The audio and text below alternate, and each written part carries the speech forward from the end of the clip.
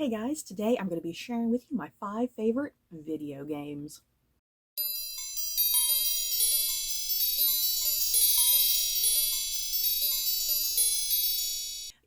Other than reading books and watching movies and television, another thing that I really enjoy is video games. Now, here's the unfortunate thing, you guys. I am not a very good video game player. If anything, I suck. I just have absolutely no hand coordination with the controller and whatnot. I just suck at video games. But what I do really enjoy, I like watching other people play video games. And yeah, my sister has a lot of similar interest to me with video games, so a lot of times she'll go get a video game and I'll just sit there and watch her play a video game. And I'll usually kind of be the backseat driver yelling at her, telling her what to do. I'm that annoying person, okay? So yeah. Even though I don't play video games, I do still highly enjoy watching them, especially if they have a really good, compelling story and interesting characters. That's the type of video games that really appeal to me personally. So yeah, these are my top 5 favorite video games. Yeah, guys. At number 5, Resident Evil. I really honestly wasn't sure which game in the Resident Evil franchise to put on this list because I think my favorite Resident Evil video game probably is number 4, but for just the sake of this video, I kind of just ultimately decided to go with the original Resident Evil video game, the very first one that came out back in, God, what year was that? 1998, something like that. I'm old.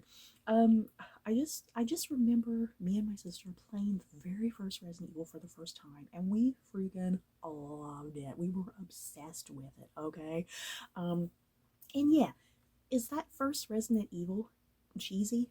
Yes. Are the graphics terrible? Yes. But there's just something about that very first Resident Evil that's iconic and memorable. And I mean there was a remake of the very first game that came out quite a while back. And yeah, that remake did a lot of things that were improved and better. But there's just still something about that original, something about the cheesiness and the corniness and the bad graphics. Every time me and my sister have gone back and replayed that original first Resident Evil game, there's just something we always get a kick out of. We love the cheesiness of it. We love the bad graphics, as weird as that might sound. There's just something so appealing about it, something that's nostalgic, that just kind of takes us back to when we first played it. And yeah, if you don't know what Resident Evil is about, the Resident Evil franchise as a whole, it's zombie survival horror. I mean, what more do you gotta say? And yeah, the very first game in the series is about a group of this special task force that's sent out to go to this mansion in this forest, and yeah, they discovered that there's some crazy shenanigans going on, and there's dead people running around that they gotta kill. So yeah, there's just something that I love about the very first game in particular, even though I think there are definitely better games in the series. But yeah, sometimes you just can't beat the original. At number 4, Until Dawn. You know what? On the surface, Until Dawn seems like a rather stupid game.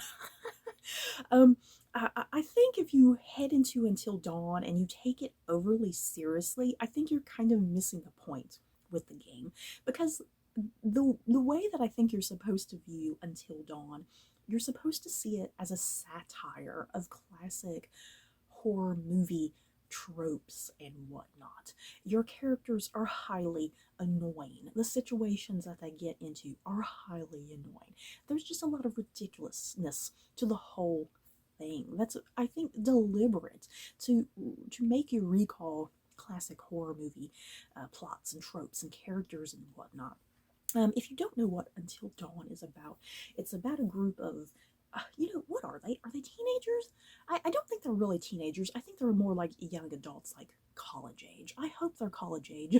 But you know what? Then again, that might be kind of a trope there, because a lot of times in stuff that's supposed to be about teenagers are never actually cast. It's always people who are like in their 20s and 30s.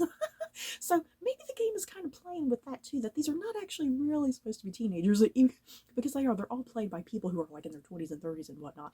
But yeah, it's about a group of either teenagers or young adults, however you will view it. A year prior, one of their friends brutally died. They're all coming back a year later to kind of reminisce about her life and come together. But weird things start happening.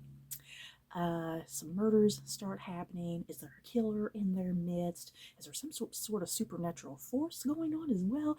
Until Dawn is a pleasant surprise of an experience. It's one of those choose your own adventure games, essentially, where your actions matter, and I am an absolute sucker for those types of games where one wrong move and you're going to get somebody killed, and you never know what is right and what is wrong. I just highly enjoy Until Dawn. Like I said, it's like a satire. That's kind of how I best kind of think of it. It's a totally a satire of the horror genre, poking fun at certain things. Yeah, your characters are obnoxious and stupid, and it's kind of deliberately that way, and it makes for just such an incredibly wild and hilarious journey as you're picking and choosing your choices and whatnot. And yeah, you weirdly, even though some of the characters are very highly annoying and frustrating, it's like you weirdly enough come to love each of them for your own reason. At number 3, Playtale Innocence. Plague Tale is a franchise at this point, I guess, because there is a second game in the series with the potential for a third game. Who knows? But yeah, I am specifically talking about the very first game in this series, Plague Tale Innocence. If you don't know what Plague Tale Innocence is about, it takes place in France during the 100-Year War between France and England, and we follow a young teenage girl and her little brother, and there's something strange kind of going on with her brother. There's some sort of weird disease that's in him that they need to kind of get out of him. And another big thing that's part of the gameplay is you gotta outmaneuver not only English soldiers, but also a plague of rats. And when I say a plague of rats, I literally mean a plague of rats. Hundreds upon thousands of rats in any given situation as you're kind of running around trying to dodge and outmaneuver the rats. I freaking love Plague Tale. You guys, if you know me, I'm a sucker for all things historical fiction, and Plague Tale blends together history and a little bit of fantasy into such a compelling story with your primary characters that you instantly love and adore. And yeah, it's such incredible tension and suspense and sometimes terror as you're trying to get away from the rats. The rats are the most scary part of this game compared to like the soldiers that you're trying to outmaneuver. I love the historical detail that's in this game because it looks like you're in war-torn France during the 100-Year War, and things are falling apart, things are burning, there's like famine and disease, because not only is there the 100-Year War, but also just one of the many plagues that's going on in Europe during this time. So if you're like me and you're kind of picky about video games, but you love really great characters and you love really great story, and yeah, on top of that, you love history and kind of attention to some historical detail, I think Plague Tale Innocence is definitely going to be something right up your alley. It is just such an incredible game full of just high emotion, you guys. You're going to cry at least a couple times, I guarantee it. At number 2, Detroit Become Human. Oh my god, I freaking adore Detroit Become Human, you guys. If you don't know what Detroit Become Human is about, it takes place kind of in the near future, kind of in this alternate reality where technology has really improved quite drastically, and we have androids. Androids that don't even look robotic. They look, act, feel like real living human beings. When you're playing Detroit, you can play as 3 main characters. You have one of your characters, Connor, who works with the police force, and he's kind of specially designed to work with police and analyze DNA and analyze crime scenes. So you have his character. You have another character named Kara, who is she works kind of in a household environment, and there's like some abuse that is going on in the household with this little girl and her father. So yeah, to take this little girl away from her abusive father, Kara takes off with the little girl, and they kind of go on this journey across Detroit. And they have such a really lovely story. And then your third main character that you play as is a character named Marcus. In all three of your main characters, you guys, let me put this, all three of your characters are androids, if I didn't mention that. Marcus also works kind of in a household environment, and some circumstances happen there that he kind of gets kicked out of that environment. And he essentially, his story is essentially kind of a narrative of rising and becoming a leader for the androids and creating a revolt for the androids to rise up against their masters, essentially. um, Detroit Become Human is absolutely incredible, you guys. It looks real, it feels real.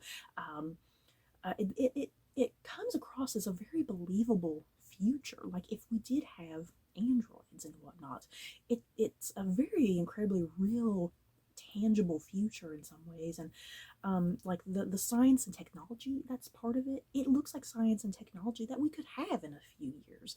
We might not ever really have androids, but like other aspects of the science and technology that's in this world, it's stuff we could easily have in the future. um, and the whole game is this wonderful social commentary in some ways about prejudice and racism, and using androids to kind of talk about these really difficult subjects. Because the whole big thing going on in this game is the humans don't see the androids, as people. They see them as just robots. They see them as objects, and just material objects and whatnot, things that they can abuse and use and just throw to the side. And yeah, the androids, things are starting to happen within the android community that things in their programming are starting to kind of change. Kind of think about Westworld. If you've seen Westworld, the androids in Westworld are kind of slowly starting to defect, if you will. And that's very much the case in Detroit Become Human. The androids are kind of starting to defect, and they're becoming deviant, if you will. And they're starting to feel and behave like humans. They have emotion. They're not just robots. So that's a big part of the commentary is the androids wanting to be seen as human, wanting to be seen as people, that they should have rights, they should be able to vote and have jobs and get paid and whatnot. So yeah, Detroit Become Human, just such an incredibly moving, powerful story that I think is handled pretty well. And yeah, characters that you just absolutely love and connect to. And this is also kind of another like choose your own adventure sort of game. And yeah, any wrong move, you could get any of these characters killed. Like, even very early in the game, you can get your characters killed fairly early in the game, and then you have no more game to play, unfortunately. But yeah, Detroit is just such an amazing experience. I mean, that's how I would describe it. It is an absolutely immersive, incredible experience. And at number one, if you haven't guessed it already, The Last of Us. If you don't know what The Last of Us is about, especially if you've not been watching the wonderful TV adaptation that's come out, The Last of Us takes place kind of in a near future sort of scenario. A virus, a plague, or whatever have you, has gone down, and the world has been overrun with this plague, essentially, of fungus. That's the big thing in here. Instead of like kind of having stereotypical zombies in this world, people are infected with a fungus that has completely taken over their minds and their bodies and whatnot. It's pretty incredible, and kind of real science that the game kind of just enhances and plays with. But yeah, it takes place in kind of this post-apocalyptic world where this virus, a fungus or whatever, however you want to think about it, has kind of gone through. And yeah, you're following a character named Joel, who he's a smuggler, and he has to escort this young girl named Ellie to a specific location for a very specific reason that I obviously don't want to get into spoilers, especially if you've not played the game or if you haven't watched the recent show, obviously.